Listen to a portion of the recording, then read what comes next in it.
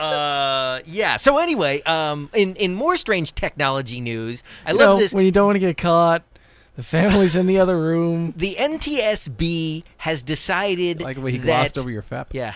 The NTSB has decided that it was Tesla's fault that guy lost his head in that collision. Really? That's how we're going to say it? Yeah, pretty much. The transition right to that. Seriously. What did he say? Yeah, in that terrific accident, or horrific accident perhaps, and they're blaming Tesla's automation, their autopilot, for being the cause of this accident. And but this isn't the first time that's happened, is it? It's the first time somebody's been killed so horrifically. Certainly, in one of these collisions. I don't think there's been a decapitation, but people have died. Well, and see, the NTSB said that I know there've been several crashes. That the system is not, it doesn't have enough fail-safes, and that it is capable of being used under conditions that are not conducive to the use of autopilot. Like drunk driving? Let me back up this truck here for a second. So to speak. I don't, yeah. Wow. I don't want cars driving themselves anyway. I do drops not believe that you can replace a human being behind the wheel. But to be fair, some human beings do need to be replaced. Some human beings shouldn't have licenses. Yes, there's no, and it's far too easy to get a license in this state. Probably the but that's ones a using completely autopilot. different show. Yeah, the thing about Tesla's system is apparently they guarantee. The NTSB has rules in place already that say that the automation system can't control the car without the driver being involved in some way. The driver's still supposed to be paying attention. They're supposed to be interacting in some way. Tesla's solution to this is that the autopilot won't operate unless your hands are on the wheel. It has a way to detect that your hands are on the wheel. The NTSB decided this doesn't guarantee the driver's paying attention, as exemplified by this case where this guy was tooling down the road at 75 miles an hour and he was on a highway, not a freeway. So what happened was... Where was this? I don't remember the state that he was in, but he's tooling down the highway, and so there are areas of cross traffic. So as he's driving down the highway with his hands on the wheel, but apparently not paying attention to the road, an 18-wheel rig crossed his path. The car didn't see the rig and drove right underneath of it, kind of Smokey and the Bandit style, ripped the roof off the car and took this guy's head with it. Wouldn't it be great if it just kept driving? It did just keep driving. Like, it just went to the destination? Oh, no, it didn't get that far. Wow. At that point, it kind of That spun would out. be super creepy. If it just showed up at the house. It's like, oh, man. And they're like, Daddy's home.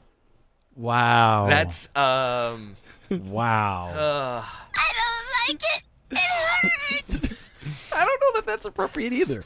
Daddy's car sounds weird. I'm going to try and forget you said that. But it's definitely his car. Let's all run out and greet him. Let's see. Maybe, yeah. I don't know. Wow. Yeah. Yeah.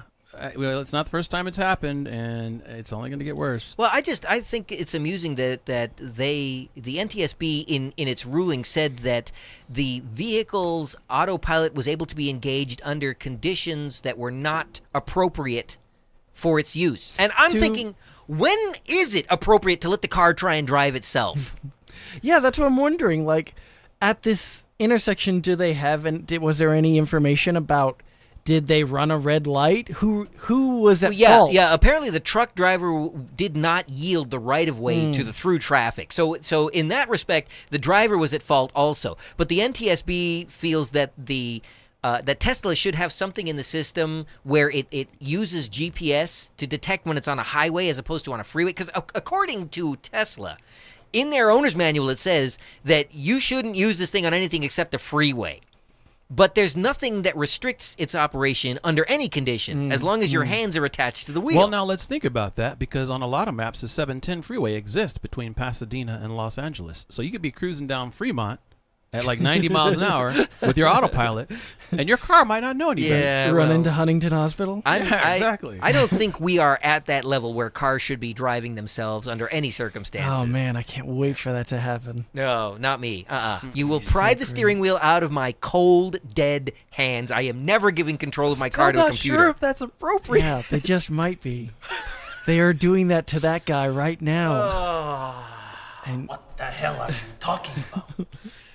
Anyway, so yeah, moving on. Yeah, no moment of silence for that. We No, give a moment of silence for Independence Day. Now this one, you know what? Poor sap. no, that was for the stupid space rover. Oh, yeah, well, moment of silence for Cassini.